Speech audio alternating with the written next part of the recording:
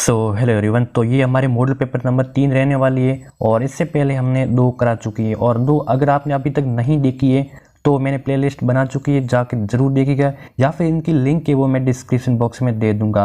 तो इससे model paper में क्या रहता है कि मॉडल पेपर में महत्वपूर्ण 30 प्रश्न रहते हैं, जिसमें राजस्थान जीके के महत्वपूर्ण प्रश्न होते हैं, इंडिया जीके के महत्वपूर्ण प्रश्न होते हैं और फिर कुछ महत्वपूर्ण कंप्यूटर की महत्वपूर्ण सवाल होते हैं जो आपके राजस्थान पुलिस कांस्टेबल एग्जाम के लिए बहुत ही ज़्यादा फायदेमंद होने वाले हैं। में से आपको अंतिम में बताना है कि 30 में से आपके कितने क्वेश्चन राइट आंसर होते हैं। तो इसमें आप मॉडल पेपर में आप अंदाज़ा लगा सकते हैं कि आपके कितने मार्क्स आ रहे हैं। चलिए आज की ये 3 नंबर मॉडल पेपर है, इनकी शुरुआत करते हैं और पहला क्वेश्चन पढ़ते हैं। और इससे पहले अगर आपने चैनल को सब्सक्राइब नहीं किया और आगे भी आप मॉडल पेपर लगाना चाहते हैं राजस्थान पुलिस कांस्टेबल एग्जाम के लिए तो अभी से सब्सक्राइब जरूर कर देना और अपने दोस्तों के साथ एक बार शेयर जरूर करना। कहते हैं पहला क्वेश्चन की राजस्थान ललित कला अकादमी की स्थापना किस वर्ष की गई है। इंपॉर्टेंट क्वेश्चन है, राजस्थान ललित कला अकादमी की स्थापना किस वर्ष की गई है।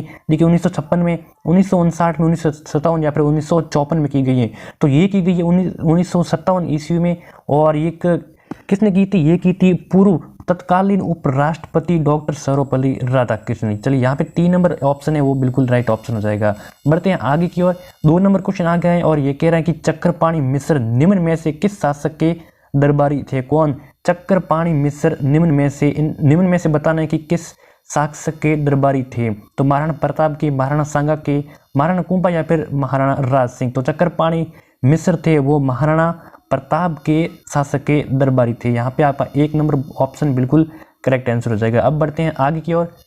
देखिए 3 नंबर क्वेश्चन आ गया है। 3 नंबर क्वेश्चन पूछ रहे हैं कि गुरु दीक्षा गुरु दीक्षा डोली पहाल एवं थापन संस्कार का संबंध निम्न में से किस संप्रदाय से है। देखिए वापस पढ़िए, गुरु दीक्षा डोली पहाल एवं थापन संस्कार संबंध किस संप्रदाय से है। विष्णु संप्रदाय, दादू पंत लालदासी संप्रदाय या फिर रामसनी संप्रदाय। तो इसका संबंध है विष्णु संप्रदाय से। यहाँ पे आपका 1 नंबर ऑप्शन राइट आंसर हो जाएगा। बढ़ते हैं 4 नंबर क्वेश्चन की ओर। मारवाड़ में सर्वप्रथम ऊंट और ऊंट को सांडे भी कहा जाता है। ऊंट ये लाने का श्रेय किस लोक देवता को है। पाबू जी को, गोगा जी को, तेजा जी को, कला जी को। तो बहुत आसान सवाल है, तो ये पाबू जी को है। यहाँ पे आपका 1 नंबर ऑप्शन करेक्ट हो जाएगा। 5 नंबर क्वेश्चन है कि देश की स्वतंत्रता के समय जाट वंश का किन रियासतों पर आधिपत्य था, यानी किन रियासतों पर अधिकार था।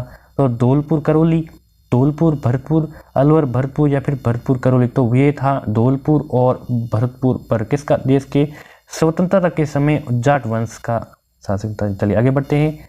6 नंबर क्वेश्चन है कि किस दिल्ली शासक के विरुद्ध संघर्ष के दौरान जैसलमेर के भाटी वंश की स्त्रियों ने जौहर किया था। देखिए किस दिल्ली के शासक के विरुद्ध संघर्ष के दौरान जैसलमेर की भाटी वंश की स्त्रियों ने जौहर किया। तो इब्राहिम लोदी, शेरशाह सूरी, अलाउद्दीन खिलजी या फिर सम्राट अकबर। तो ये क्या था, अलाउद्दीन खिलजी के विरोध के संघर्ष में किया था। चलिए 2 नंबर ऑप्शन राइट हो जाएगा। 7 नंबर क्वेश्चन है कि वीर सातल एवं सोम किस युद्ध में वीर गति को प्राप्त हो गए थे। कौन? वीर सातल और सोम किस युद्ध में वीर गति को प्राप्त हो गए थे। तो ये हो गए थे 1308 ईस्वी में सिवाना दुर्ग पर अलाउद्दीन खिलजी के आक्रमण के समय वीर गति को प्राप्त हो गए थे। कब हुए थे? 1308 ईस्वी में सिवाना दुर्ग पे आक्रमण के समय। आक्रमण किसने किया था? अलाउद्दीन खिलजी ने। तो यहाँ पे आपका 2 नंबर ऑप्शन राइट हो जाएगा। बढ़ते हैं आगे की ओर। 8 नंबर क्वेश्चन है कि मुगलों से वैवाहिक संबंध करने वाला प्रथम राजपूत राज परिवार कौन सा था। किससे किया? मुगलों से वैवाहिक संबंध बनाने वाला प्रथम राजपूत राज परिवार कौन सा था। चौहान, राठौड़, कछवा या फिर गोहिलोद। तो वो था कछवा राजपूत वंश। कछवा के भारमल, किसने? भारमल ने अपनी पुत्री का विवाह अकबर के साथ किया था। यहाँ पे आपका कब किया? तो 1562 ईस्वी में किया था। कब? 1562 ईस्वी में। यहाँ पे आपका 3 नंबर ऑप्शन बिल्कुल करेक्ट हो जाएगा। 9 नंबर क्वेश्चन है कि राजस्थान के किस शासक ने द्वितीय गोलमेज सम्मेलन में भाग लिया था। राजस्थान के किस शासक ने कब द्वितीय गोलमेज सम्मेलन कब हुआ था? 1931 में। प्रथम कब हुआ था? 1930 में। और तृतीय कब हुआ था? 1932 में हुआ था। तो ये लगातार हुए थे 3 महत्वपूर्ण गोलमेज सम्मेलन में। और तो ये कह रहे हैं कि द्वितीय गोलमेज सम्मेलन में भाग लिया था किस राजपूत शासक ने। महाराजा उदय सिंह, महाराणा भूपाल सिंह, महाराजा गंगा सिंह या फिर महाराणा कोटा।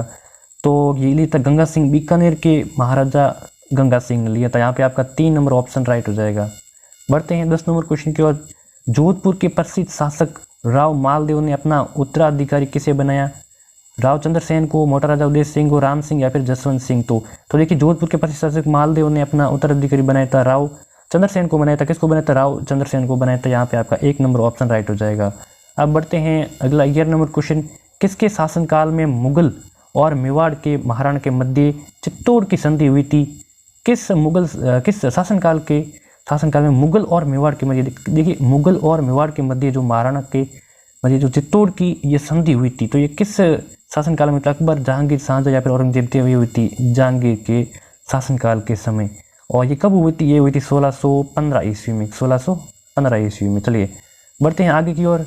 ये सवाल है कि प्रतिहार शासक जिसने जालौर में अपनी राजधानी स्थापित की थी, कौन सा वो प्रतिहार शासक था जिसने जालौर में अपनी राजधानी स्थापित की थी? नागभट्ट प्रथम, वत्सराज, महेंद्रपाल प्रथम या फिर मीर भोज? तो वो था नागभट्ट प्रथम, यानी कि 1 नंबर ऑप्शन यहाँ राइट आंसर हो जाएगा। अब बढ़ते हैं 13 नंबर क्वेश्चन की ओर। भारतीय इतिहास में 7वीं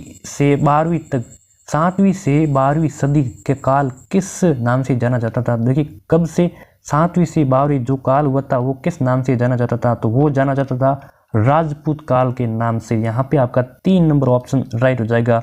और ये कब? 7 से 12वीं सदी तक। चलिए अगला सवाल है कि 14 नंबर क्वेश्चन है कि निम्न में से कौन सा शिलालेख राजस्थान का प्राचीनतम शिलालेख कहलाता है? नगरी का शिलालेख, सामोली का शिलालेख, केराडू का शिलालेख या फिर बड़ली का शिलालेख? तो वो था बड़ली का शिलालेख आपका जो सबसे प्राचीनतम शिलालेख माना जाता है। 4 नंबर ऑप्शन राइट हो जाएगा। बढ़ते हैं आगे की ओर। ये सवाल है कि राजस्थान जन आधार प्राधिकरण अध्यादेश लागू हुआ कब हुआ? राजस्थान जन आधार प्राधिकरण अध्यादेश कब लागू हुआ? 11 जनवरी 2021, 18 दिसंबर 2019 या 11 जनवरी 2020 या फिर 18 दिसंबर 2020? तो ये लागू हुआ था कब? 18 दिसंबर 2019 को लागू हुआ था। यहाँ पे आपका 2 नंबर ऑप्शन राइट ऑप्शन हो जाएगा। बढ़ते हैं आगे की ओर। ये सवाल है कि राजस्थान के सभी जिलों में जिला उद्योग केंद्र की स्थापना किस पंचवर्षीय योजना में की गई है? तो कौन सी? द्वितीय, तृतीय, 5वीं या फिर 7वीं? देखिए राजस्थान के सभी जिलों में जो जिला उद्योग केंद्र की स्थापना की थी वो 5वीं पंचवर्षीय योजना में ही की गई थी। यहाँ पे आपका 3 नंबर ऑप्शन राइट आंसर हो जाएगा। 17 नंबर क्वेश्चन आगे बढ़ते हैं। राज्य सूचना आयुक्त का पद कार्यकाल की समाप्ति से पूर्व किस प्रकार रिक्त हो सकता है? किसका? देखिए राज्य सूचना आयुक्त का पद बता रहे। राज्य सूचना आयुक्त का पद होता है वो पद का कार्यकाल की समाप्ति से पहले किस प्रकार उसको रिक्त किया जा सकता है, यानी कि उसको किस प्रकार खाली किया जा सकता है? तो देखिए 4 ऑप्शन इस प्रकार है। राज्यपाल को स्वयं द्वारा हस्ताक्षरित इस्तीफा देने पर, मृत्यु हो जाने या फिर दिवालिया हो जाने पर, पद से हटा दिया जाने पर या फिर उक्त सभी। तो बहुत ही आसान जवाब है ये है उक्त सभी, यानी कि ये तीनों ऑप्शन राइट ऑप्शन हो जाएगा। चलिए आगे बढ़ते हैं। 18 नंबर क्वेश्चन है कि अलवर के आसपास का जो क्षेत्र है वो प्राचीन समय में निम्न में से किस प्रकार या किस नाम से जाना जाता था? कहाँ पर? देखिए अलवर का पूछ रहा है तो सालवा प्रदेश, डांग क्षेत्र, थली या फिर मालखेड़ा। तो देखिए थली की बात करते हैं तो ये जैसलमेर को कहा जाता है। किसको? थली, जैसलमेर को। और उसके बाद डांग क्षेत्र बात करते हैं। डांग क्षेत्र ये करौली भरतपुर, कौन से? करौली भरतपुर, सवाई माधोपुर और धौलपुर जो क्षेत्र था वो डांग क्षेत्र के नाम से जाना जाता था। और अब देखिए सालवा प्रदेश, अलवर के आसपास का जो क्षेत्र है वो सालवा प्रदेश के नाम से जाना जाता था। यहाँ पे आपका 1 नंबर ऑप्शन है राइट ऑप्शन हो जाएगा। देखिए सालवा प्रदेश अलवर को कहा जाता है, 1 नंबर ऑप्शन राइट ऑप्शन हो जाएगा। अब आपको कमेंट करके बताना है कि जो मालखेड़ा है ये किसको प्राचीन नाम से जाना जाता था? चलिए एक मैं बता देता हूँ। एक था टोंक और दूसरा जिला कौन था? एक टोंक था और दूसरा जिला आपको कमेंट बॉक्स में जरूर बताना है। चलिए आगे बढ़ते हैं। 19 नंबर क्वेश्चन की मृदा का प्रकार जो कि राजस्थान में प्रमुखता झालावाड़, बारां और कोटा जिलों में पाया जाता है। तो कौन सी मिट्टी है जो झालावाड़, बारां और कोटा जिलों में पाई जाती है? तो वो आपकी काली रेगुर मिट्टी है जो झालावाड़, बारां और कोटा जिलों में पाई जाती है। आगे की ओर बढ़ते 20 नंबर क्वेश्चन आ गया है। निम्नलिखित में से कौन राजस्थान में मंत्रिपरिषद की बैठक का स्थान और समय निर्दिष्ट करता है? कौन? किसकी? देखिए राजस्थान में मंत्रिपरिषद की बैठक का स्थान और समय निर्दिष्ट करता है तो वो करता है मुख्यमंत्री करता है। यहाँ पे आपका 2 नंबर ऑप्शन राइट ऑप्शन हो जाएगा। बढ़ते हैं आगे की ओर। 21 नंबर क्वेश्चन है कि भारत का कौन सा राज्य सभी पात्र नागरिकों को कोविड-19 के टीके की दूसरी खुराक देने वाला पहला राज्य? देखिए यहाँ पे आपका भारत जी की देखने को मिल रहा है, इंडिया जी के अब यहाँ पे सवाल आ गए। अब इंडिया जी का पहला सवाल क्या कह रहा है कि भारत का कौन सा राज्य जो सभी पात्र नागरिकों को कोविड-19 के टीके की जो दूसरी खुराक, जो सेकेंड डोज होता है, सेकेंड डोज देने वाला पहला राज्य जो पूर्ण रूप से राज्य कौन सा बन गया है? तो वो बन गया आपका हिमाचल प्रदेश है। यहाँ पे आपका 3 नंबर ऑप्शन राइट आंसर हो जाएगा। बढ़ते हैं 22 नंबर क्वेश्चन, अंतर्राष्ट्रीय न्यायालय का मुख्यालय कहाँ स्थित है? अंतर्राष्ट्रीय न्यायालय का मुख्यालय तो ये स्थित है हैग में। कहाँ पर स्थित है? हैग में स्थित है। और इसकी स्थापना कब हुई थी? 1946 में हुई थी। कब? 1946 में हुई थी। अब आपको बताना है कि हैग किस देश में स्थित है। रूस के इतिहास में खूनी रविवार के रूप में जाना जाने वाला दिन कौन सा है? रूस के इतिहास में खूनी रविवार के नाम से जाना जाने वाला दिन कौन सा था? वो था 22 जनवरी 1905 के दिन खूनी रविवार के नाम से जाना जाता। अगला सवाल है कि 24 नंबर क्वेश्चन की नीला दर्पण के लेखक कौन है? किसके दोस्तों? देखिए, नीला दर्पण के लेखक बताना है कौन है। सुभाष बोस, शरत चंद्र, विमल चंद्र या फिर दीन बंधु मित्र। तो देखिए, नीला दर्पण के लेखक है वो दीन बंधु मित्र हैं। 2 नंबर ऑप्शन यहाँ राइट आंसर हो जाएगा। आगे चीज बढ़ते हैं। देखिए, यहाँ पे 25 नंबर क्वेश्चन आ चुके हैं। 25 नंबर क्वेश्चन आ चुके हैं यहाँ पे। अगर आपने अभी तक वीडियो को लाइक नहीं किया तो अभी लाइक कर देना है, और चैनल पे नए तो इनको अभी सब्सक्राइब जरूर करना। आपके आगे आपको मोस्ट इंपोर्टेंट वीडियो मिलती रहेगी। देखिए, वायुमंडल की सबसे निचली परत कौन सी है? सबसे निचली परत की बात करें तो वो हो जाएगी सौर मंडल। कौन सी? सौर मंडल है सबसे निचली। उसके बाद में कहीं है, उसके बाद में समताप मंडल। देखिए, सौर मंडल सबसे निचली, उसके बाद में समताप मंडल उससे ऊपर, और उससे ऊपर समताप मंडल के बाद मध्य मंडल के बाद में आयन मंडल, और 5 नंबर सबसे ऊपर कौन सी है? बहिर्मंडल है। कौन सी है? बहिर्मंडल, जो सबसे ऊंची परत है। चलिए आगे बढ़ते हैं। इसका जो राइट आंसर हो जाएगा वो हो जाएगा 1 नंबर सौर मंडल। ये सवाल है कि कंप्यूटर से जुड़ा हुआ क्वेश्चन है, बहुत इंपॉर्टेंट क्वेश्चन है।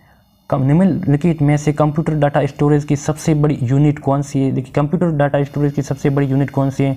तो GB, KB, MB या फिर TB। तो वो है कौन सी? TB है। अब देखिए, सबसे इनमें से सबसे छोटी कौन सी है? तो वो हो जाएगी KB। और KB का फुल फॉर्म बताएं क्या है? किलोबाइट है। क्या है? याद रखना, किलोबाइट फुल फॉर्म भी पूछ सकते हैं। उसके बाद में आती है MB की फुल फॉर्म क्या है?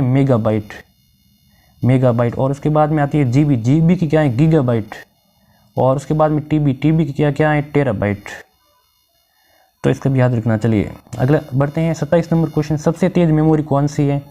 तो रैम, रोम, कैश मेमोरी या फिर वर्चुअल मेमोरी। तो सबसे तेज मेमोरी है कैश मेमोरी। यहाँ पे आपका 3 नंबर ऑप्शन राइट आंसर हो जाएगा। और रैम का फुल फॉर्म है रैंडम एक्सेस मेमोरी, और रोम का फुल फॉर्म है रीड ओनली मेमोरी, केवल पढ़ने के लिए। बढ़ते हैं आगे की ओर। 28 नंबर क्वेश्चन है कि वीडियो कॉन्फ्रेंसिंग है तो निम्नलिखित में से कौन सा डिवाइस अनिवार्य है? किसके लिए वीडियो कॉन्फ्रेंसिंग है तो निम्नलिखित में कौन सा डिवाइस है जो अनिवार्य रूप से होना चाहिए? तो प्रिंटर है, स्कैनर है, वेब कैम है या फिर माउस है। तो वो है वेब कैम। 3 नंबर ऑप्शन यहाँ पे राइट आंसर हो जाएगा। 29 नंबर क्वेश्चन है कि GUI का पूर्ण रूप क्या है? Graphical user interface, graphics user interface, global user internet या फिर उक्त में से मतलब कोई नहीं। तो GUI का पूर्ण रूप है ग्राफिकल यूजर इंटरफेस। याद रख लेना, 1 नंबर ऑप्शन राइट आंसर हो जाएगा।